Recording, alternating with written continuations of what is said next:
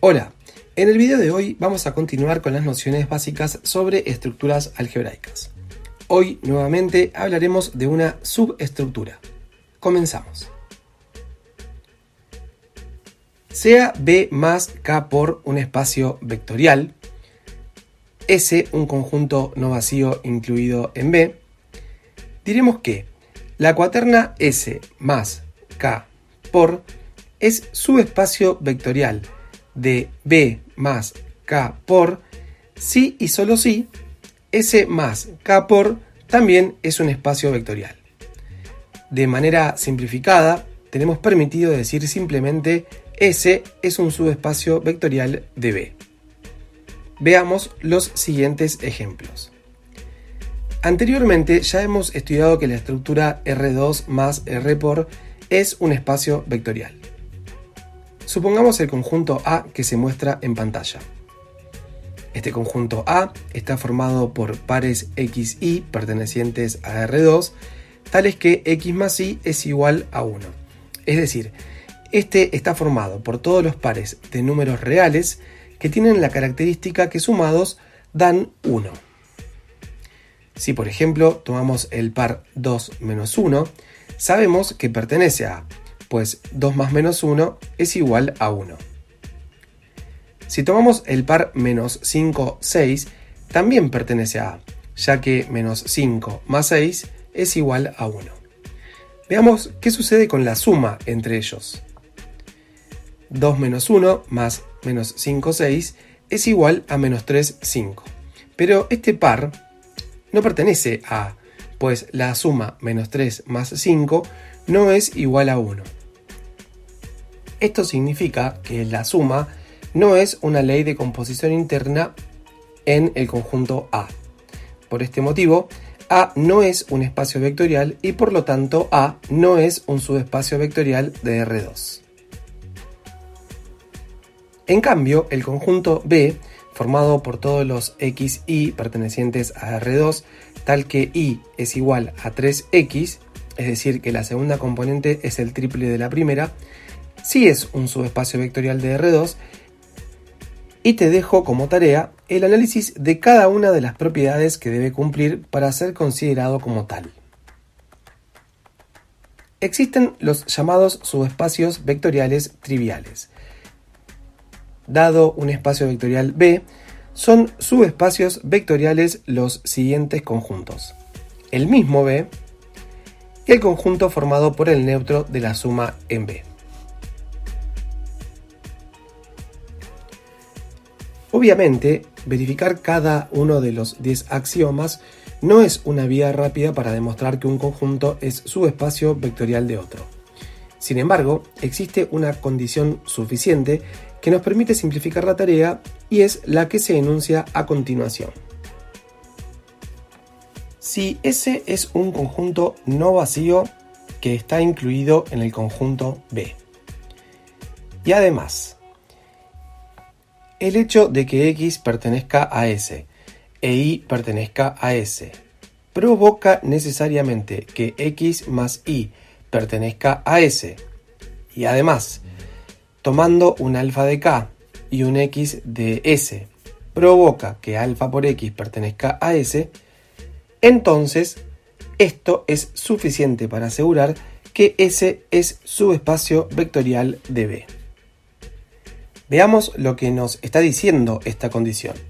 Mientras que podamos justificar que el conjunto S que estamos estudiando está incluido en el espacio vectorial B, que además es distinto del vacío, y por otro lado podamos demostrar que la suma es cerrada en S y que la multiplicación es una ley de composición externa en S con elementos del cuerpo K, entonces solamente con eso demostramos que S es un subespacio vectorial y por supuesto también que es un espacio vectorial.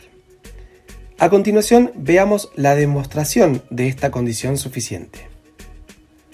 Para ello tenemos en un costado la lista de los 10 axiomas que se deben cumplir para que S sea subespacio vectorial de B, e iremos analizando y cotejando con ellos para lograr la prueba.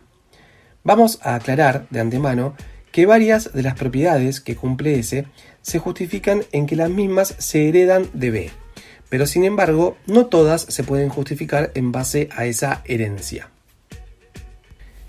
En primer lugar, por hipótesis, si X pertenece a S e Y pertenece a S, entonces X más Y pertenece a S. Es decir, la suma es cerrada en S, con lo cual queda comprobado el axioma B1. Como B es un espacio vectorial en el que se cumple la propiedad asociativa para la suma de sus elementos y S está incluido en B, todos los elementos de S también están en B.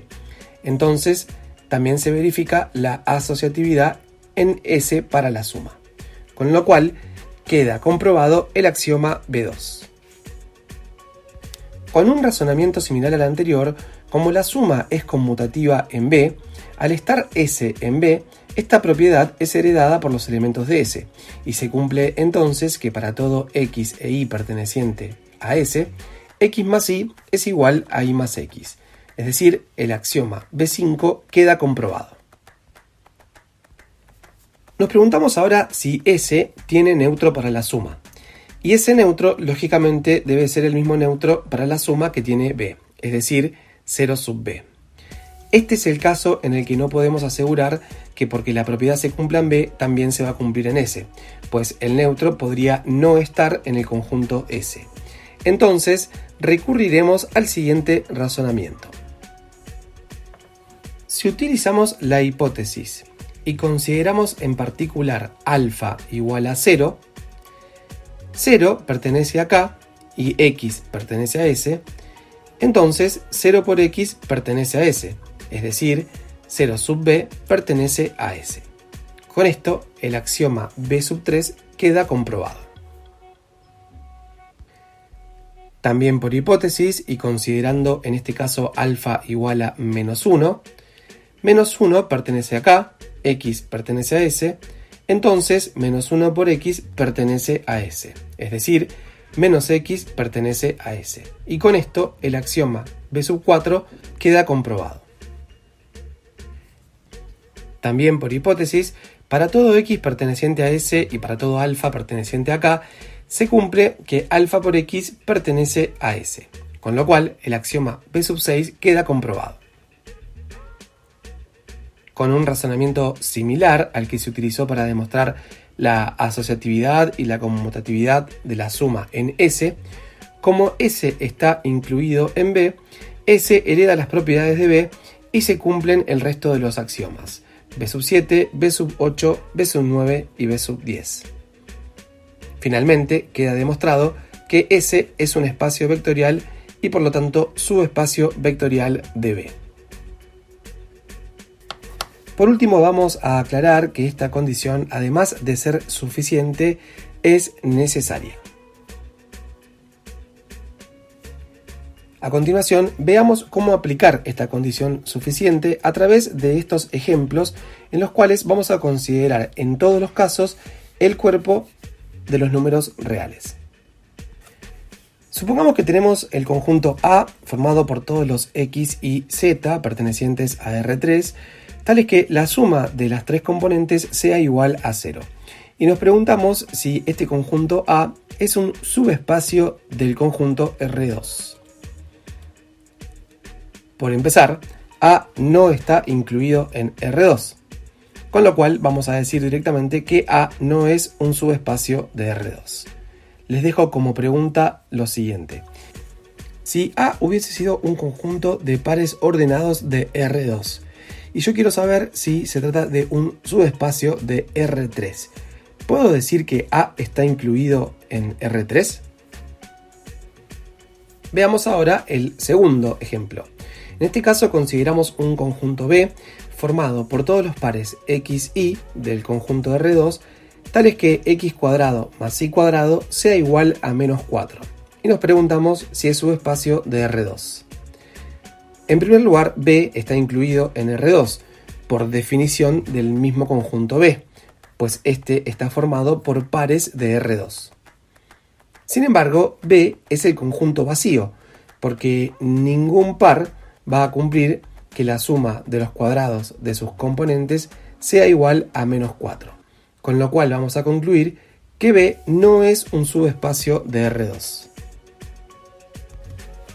Veamos finalmente este ejemplo. En este caso tenemos un conjunto C que está formado por todas las matrices A de orden 2×2 con entradas reales, tal que estas matrices tienen la siguiente forma.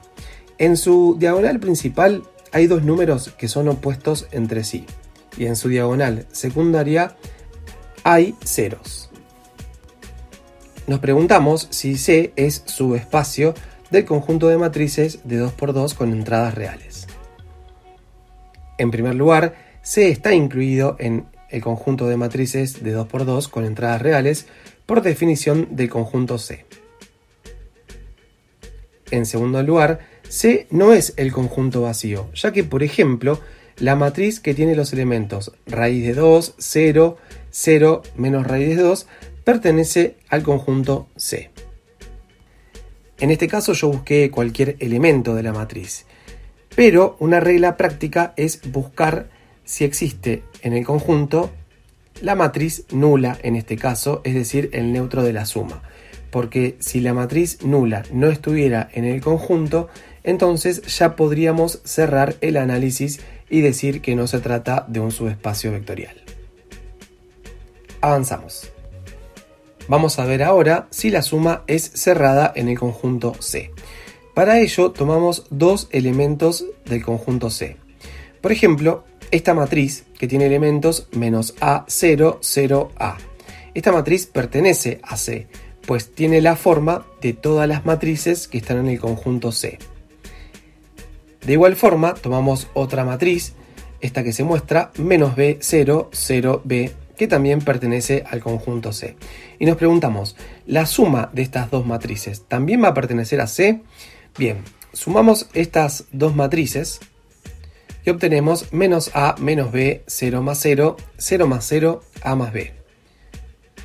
Matriz que podemos escribir como menos A más B, 0, 0, A más B. Como podemos observar, esta matriz suma conserva la forma de las matrices del conjunto C, con lo cual pertenece al conjunto C y entonces la suma es cerrada en C. Ahora vamos a preguntarnos si tomando un alfa real y multiplicándolo por una matriz del conjunto C, vamos a obtener como resultado una matriz del conjunto C. Hacemos alfa por menos A0, 0A. Esto nos da como resultado alfa por menos A, alfa por 0, alfa por 0, alfa por A, que finalmente nos da como resultado menos alfa por A, 0, 0, alfa por A. Esta matriz también tiene la forma de las matrices que están en el conjunto C.